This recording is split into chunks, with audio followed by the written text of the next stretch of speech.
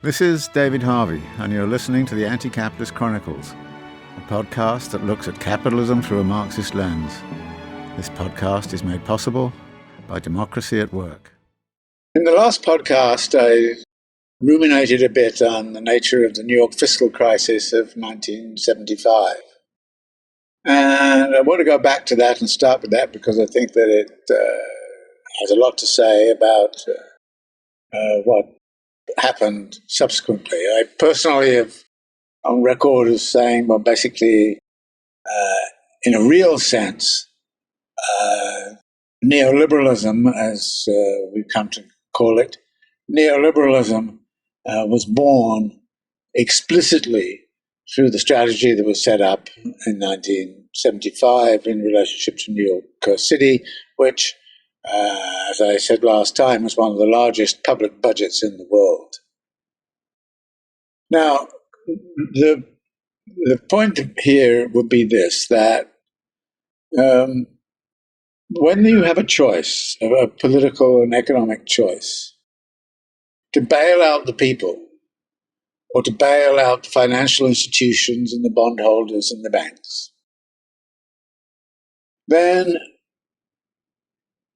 class power will almost certainly side with the idea that you bail out the banks and the financial institutions, not the people. Let the people suffer. And this was, in effect, what happened to New York City. That in 1975, the United States was in a sort of recession, but it was not a very deep recession. The property market had nosedived before, in the late 1960s into the early 1970s, and the real estate investment trusts were crashing all over the place in 1972, 73. And in 1973, there suddenly became another feature, which was the oil crisis, the war, which led to OPEC basically cutting the supply of oil. And I think this was, is always referred to as the big trigger point. But I think you can recognize from last time and from this time also that this was, for me, not the trigger point. It was a very important point, but not the trigger point. The trigger point was these deeper kind of processes of inflationary pressures coming from rising wages, things of that sort, and the debt financing, the guns and butter strategy, the need to somehow or other try to solve a lot of the social and political problems that existed in the country by throwing money at it. This was what was the weakness, economic weakness that was suddenly crystallized in 1973 with the oil. Now, the oil crisis was interesting because in many ways in the past, what we call extractivism had been to the benefit of the extractors, but the oil companies in particular. But increasingly you start to find that many of the countries wanted to get their royalties and so on. So we start to find countries demanding more in the way of royalties on their oil and the like. And the oil price started to go up. OPEC as a cartel was formed, which would control the price and would keep everything kind of nice. So that the result of this was, given the collapse of the Bretton Woods agreements, well, there was a vast flow of dollars out of the United States, which had been actually going on in the 1960s, but it accelerated in the early 1970s. There was a vast outflow of dollars into the hands of the Gulf states, petrodollars they were called. Saudi Arabia started to stack up enormous kind of wealth, as did the other oil-producing countries, Iraq and the like. Now, this oil money, what was going to happen with it? Now, it's at that point you get the United States as the world policeman and general arbiter of how markets shall work globally. Even after the abandonment of the Bretton Woods Agreement, the dollar was still the world reserve currency. And we know from British intelligence reports that the United States went to Saudi Arabia in particular in 1973 sometime, and said to the Saudis, in effect, if you don't market all of if you don't give all of your petrodollars to the New York financiers and New York financial institutions, we'll occupy the oil fields. So this is the whole kind of idea which exists to this day in U.S. Congress, which is that Saudi Arabia is actually a guardian of U.S. oil, and that that's our oil in Saudi Arabia, which the Saudis. But anyway, the Saudis had all of these dollars, and they were basically threatened with an occupation of the oil fields by the U.S. military if they didn't take all that oil money and give it to the U.S. investment bankers. And the U.S. investment bankers were delighted that suddenly they found themselves with massive amounts of disposable money which they could use profitably in investment. Now, how were they going to invest it? Corporations in the United States were not doing very well. The economy was not doing very well. I mentioned already that, in effect, U.S. capital was on strike. So U.S. capital, production capital and all the rest of it, is on strike. It's limiting its engagements and it's limiting its profitability.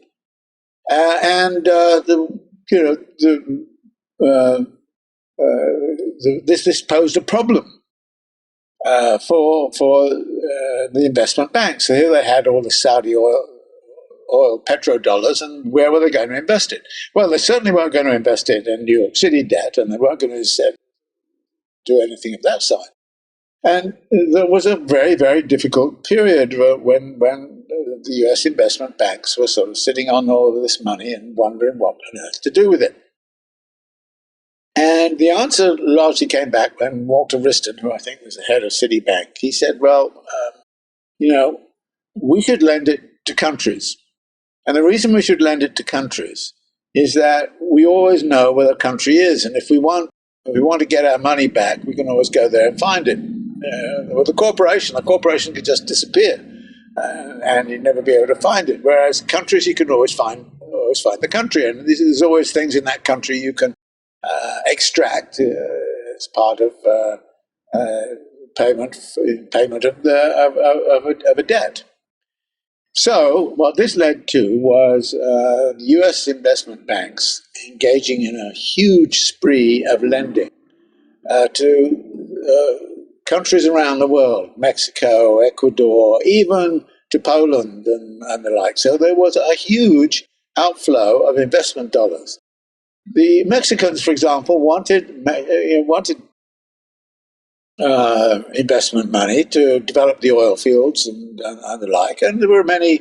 Brazil wanted it for other reasons. So there were viable projects that all of these countries wanted to. The money coming from Saudi Arabia via the New York investment banks was relatively cheap money. The rate of interest wasn't bad, and given the situation of a global, not tentative recession, this was a pretty good deal for many of these countries to engage with. Now, in some cases, these countries really didn't do anything with the borrowed money anyway. It just went into sort of the klepto pockets of petty dictators and all the rest of it. So some of that went on.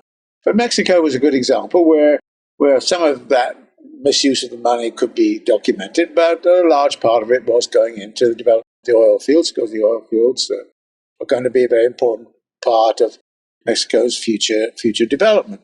So this was one step of what happened in the period after 1975, was that big flow of money into the New York investment banks and the New York investment banks, putting it into these areas like countries. And as I say, initially the loans were a relatively good rate of interest, and so it was a good deal for many of those countries if they had used the resources wisely to borrow in order to get their own development process going.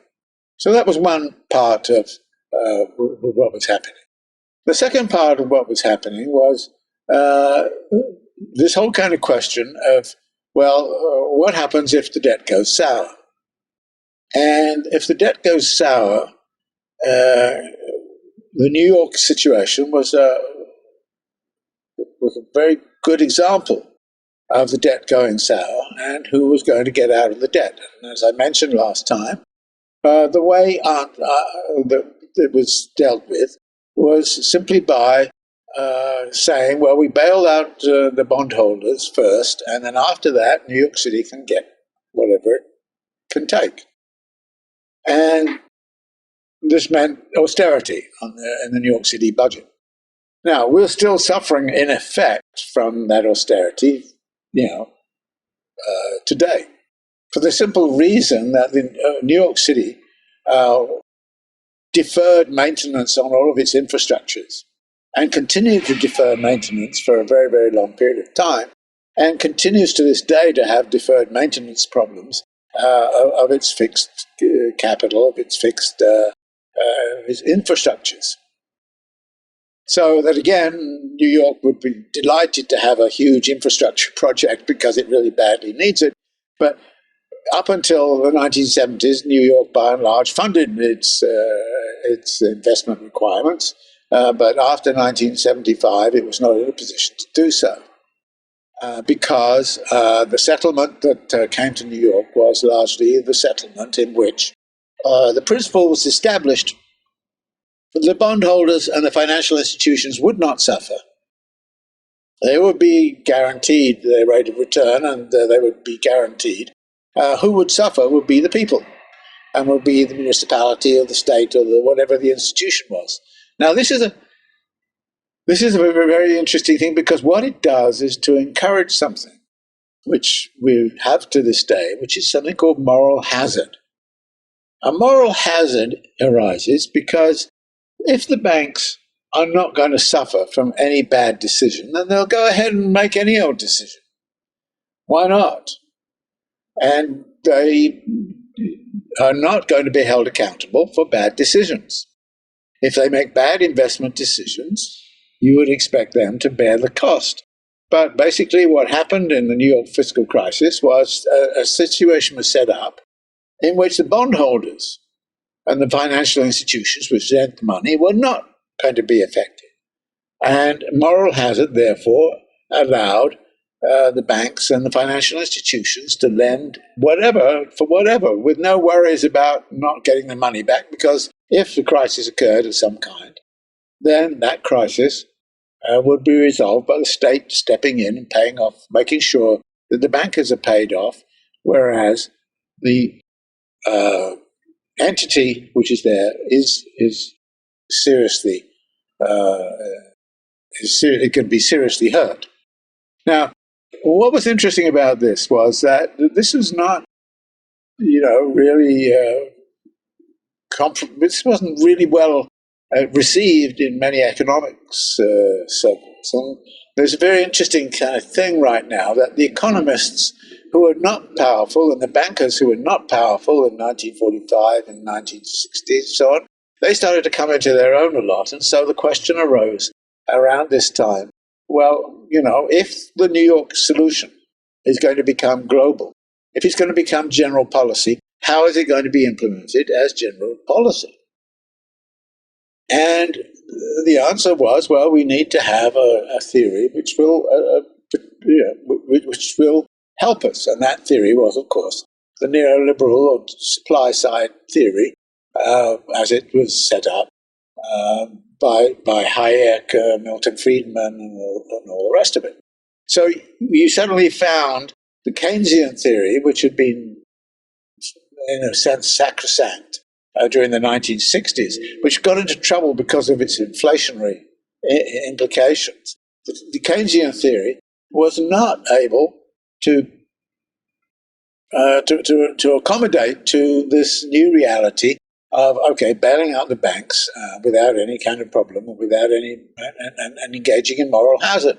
It wasn't able to deal with that. So you get at this point the big guns and the corporate heads casting around for a kind of sign. Okay, this is what we're doing. Now, my argument here is this: that neoliberalism is often presented as a set of ideas that became hegemonic for some reason or other. Well, there's a certain truth to that. But my own view is that neoliberalism was something which arose because the class power wanted to do something and it needed a rationale to do it. And it looked around for a rationale and it found it. And it found it in neoliberal theory. So in a sense, what we have is kind of Marxist kind of terms. The ruling ideas at any epoch are the ideas of the ruling class.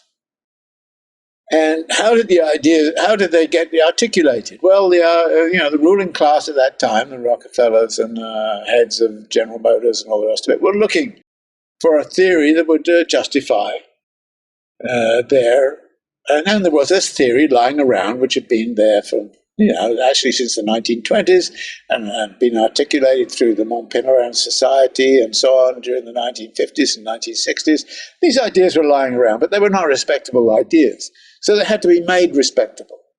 And how do you make them respectable? Well, one of the things you do is you call up your friends in Sweden and say, how about awarding Nobel Prizes to Hayek and Milton Friedman, which of course they did.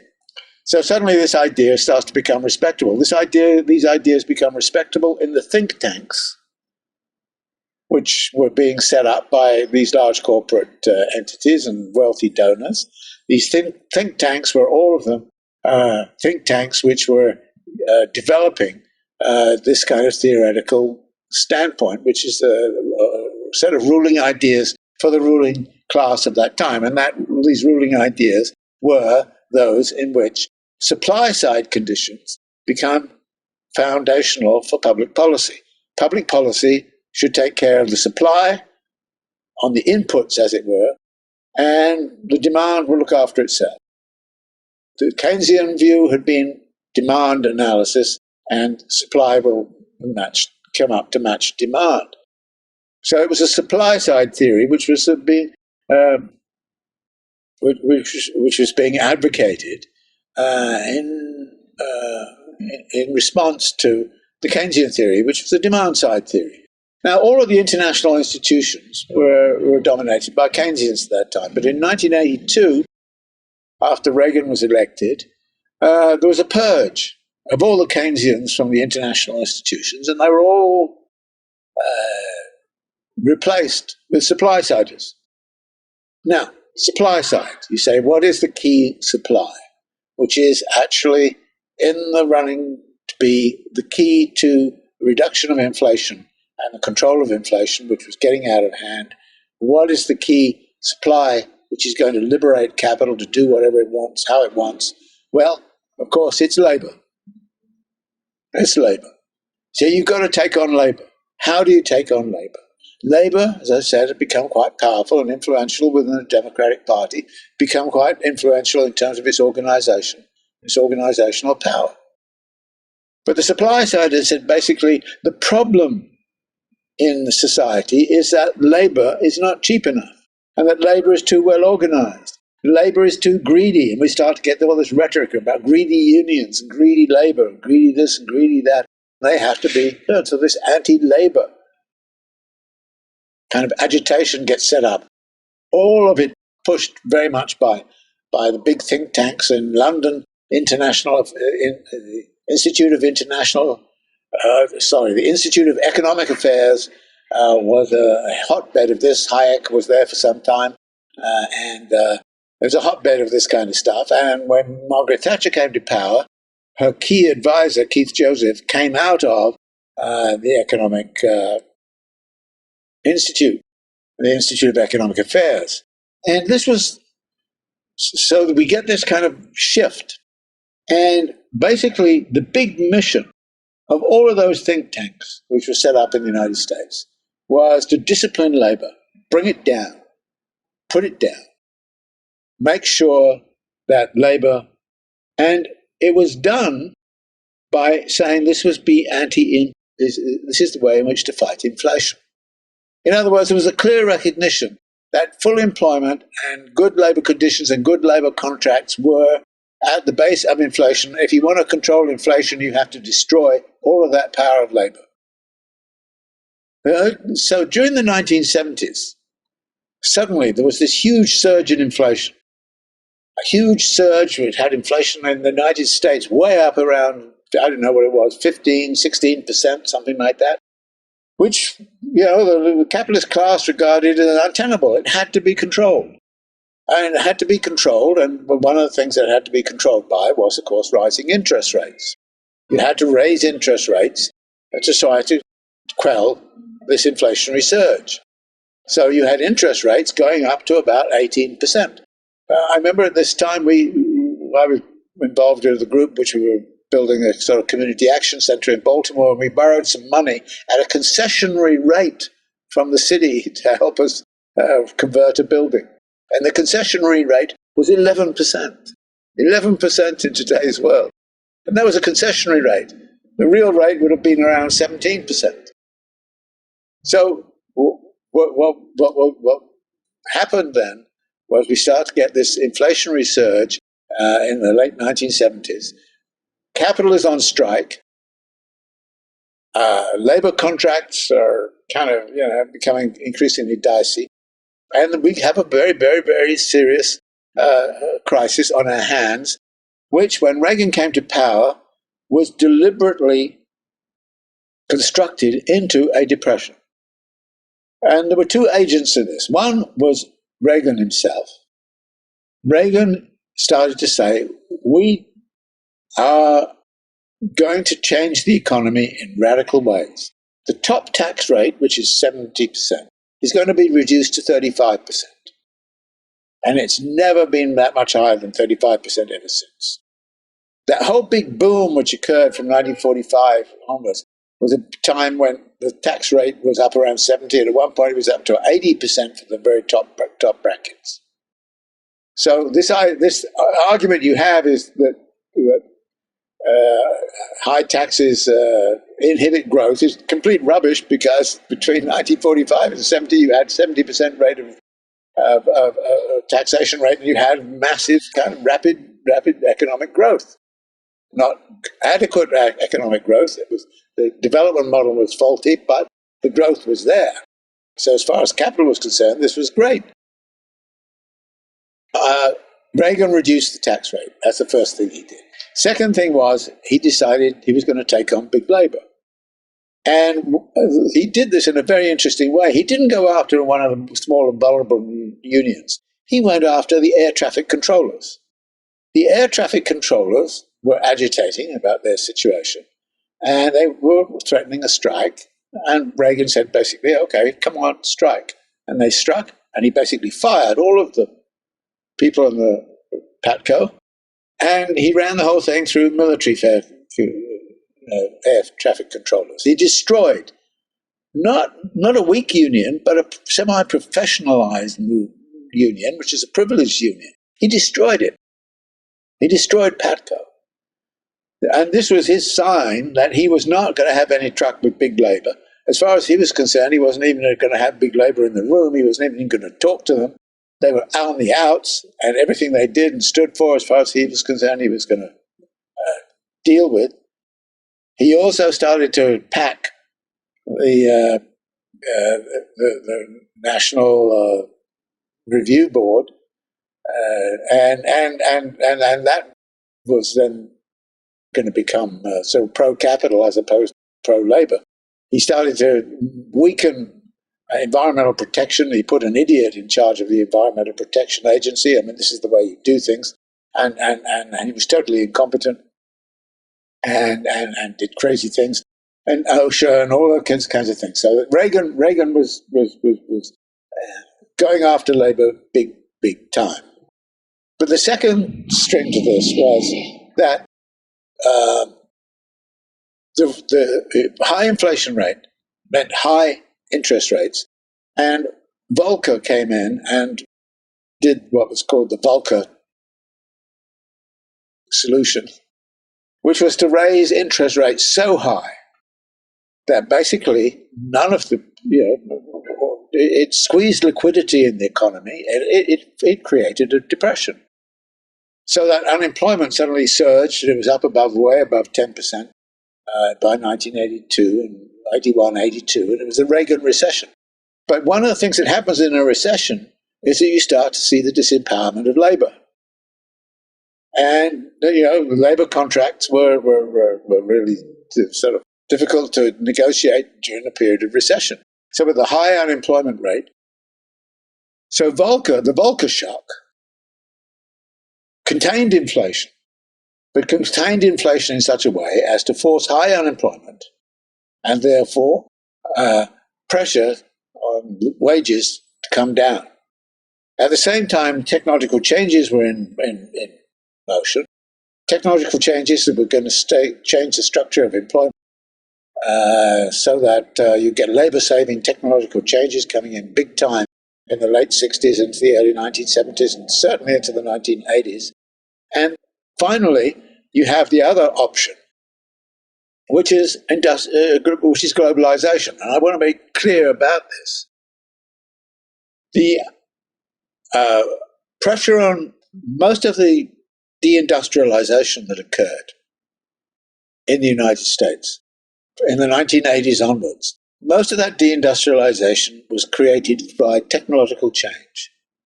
It was both political and technological change, which was at the root of the disempowerment of the affluent worker, the disempowerment of that part of labor which had commandeered the terrain of labor negotiations and which had also commandeered the Democratic Party. So you are attacking that labor is under assault. And it's under assault partly through technological change. Only about a third of it was due to offshoring. But there's a caveat here. Offshoring is one thing. You could not offshore easily in the 1960s, 1970s. 1960s. You couldn't offshore under the terms of the Bretton Woods Agreement. When the Bretton Woods Agreement is shelved, stopped, then you can do it.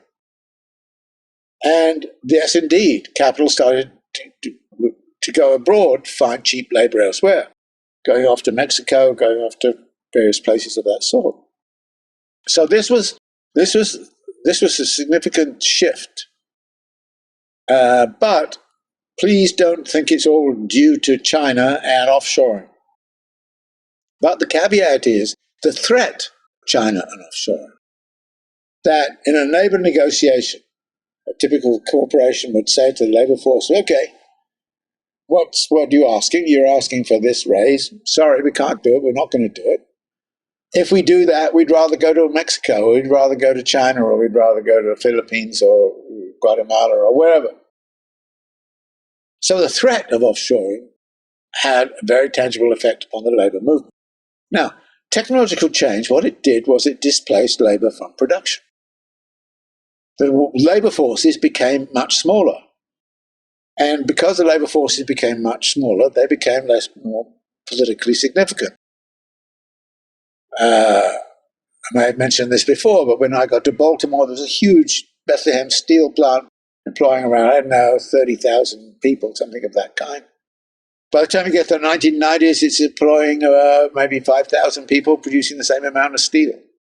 Now it's defunct entirely, victim of foreign competition.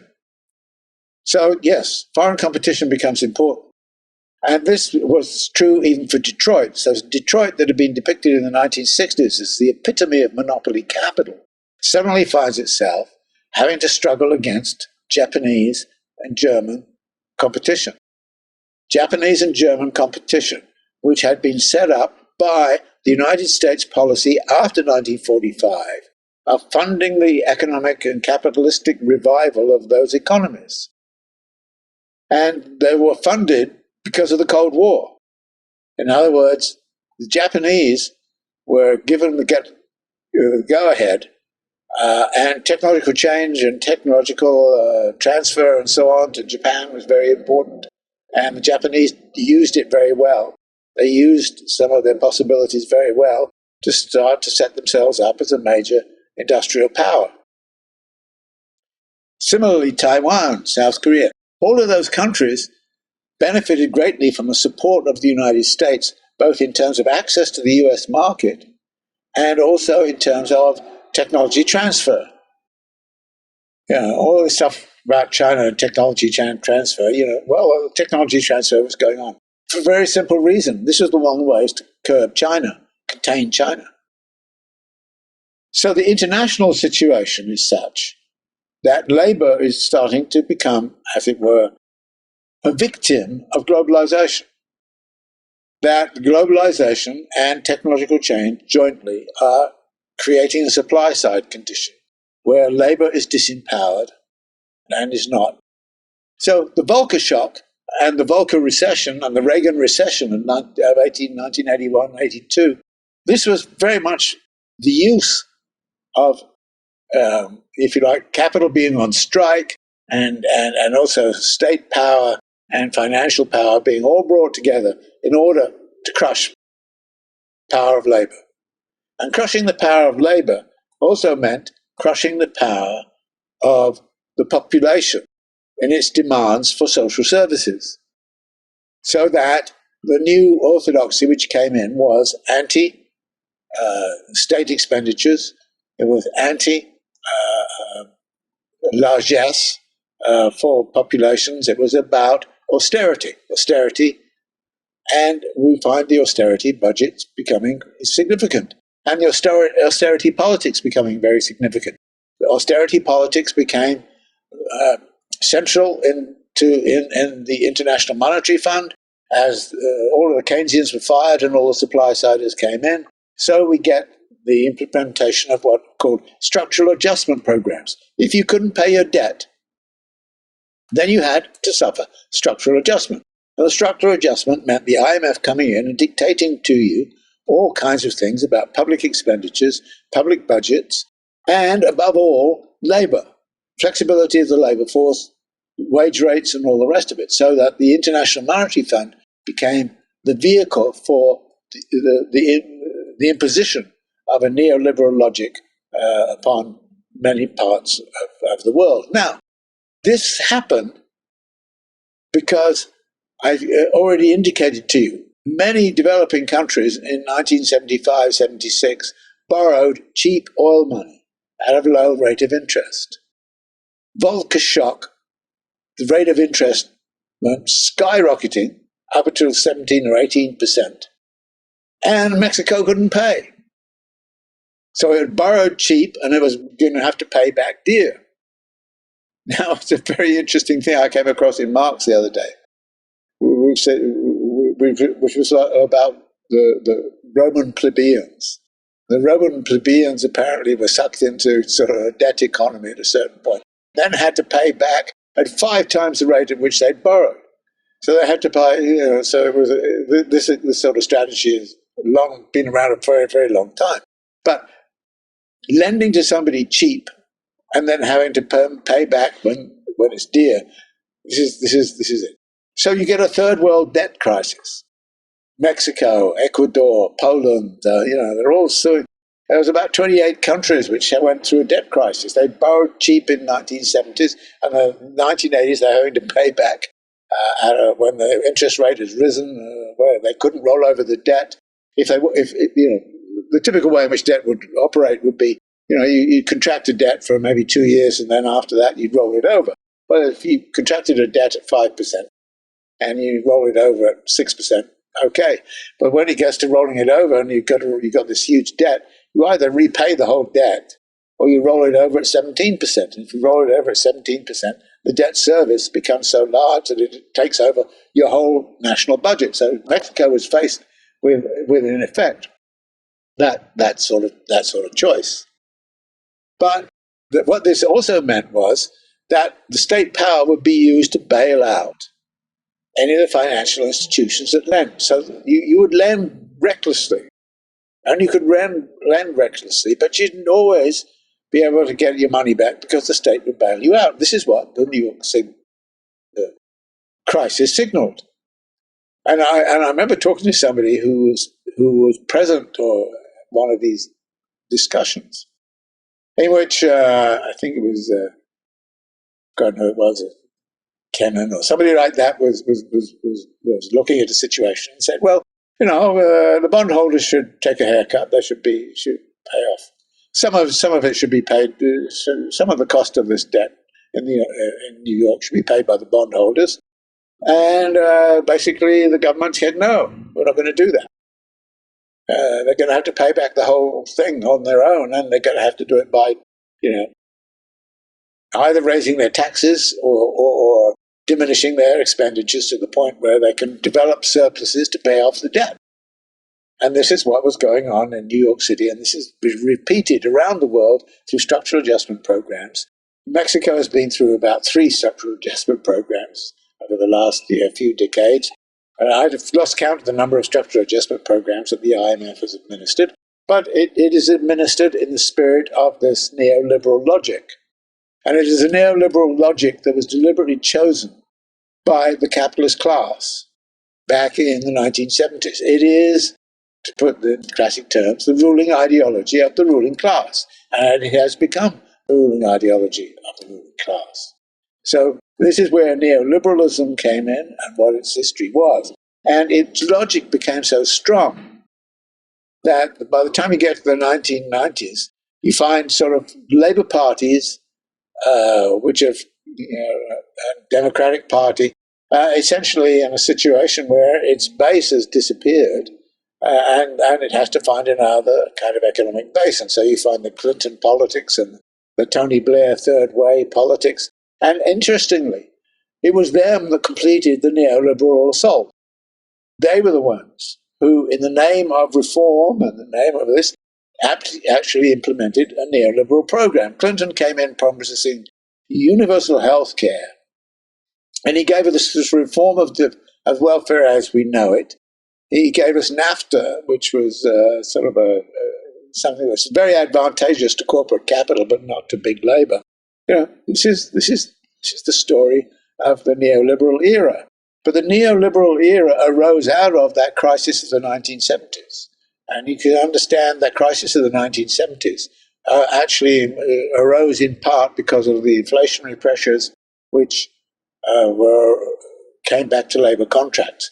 We've now got a situation where people are worried about inflationary pressure because of creating money. Well, one of the things that Marx actually tells us is money is you can get some inflationary pressure from money. I'm not going to say there's zero, but the basis of inflationary pressure is wage rates. And the interesting thing about the recovery that went on after 2007, 2008 is that you moved steadily towards fuller and fuller employment without any increase in the wage rate.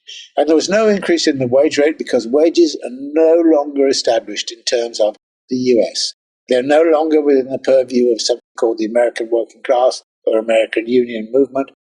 Wages are a global problem right now. There's been a globalization of the wage rates. And those pressures are actually leading to a reduction in wage rate differentials on a global basis.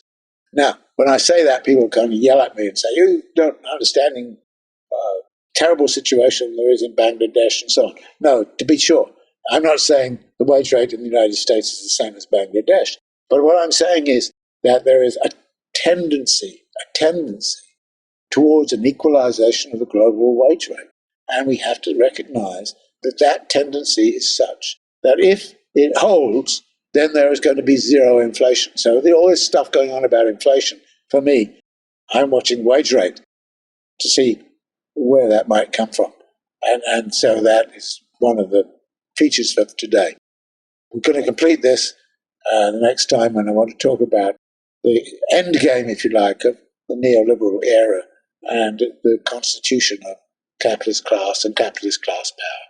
Thank you for joining me today. You've been listening to David Harvey's Anti-Capitalist Chronicles, a Democracy at Work production. A special thank you to the wonderful Patreon community for supporting this project.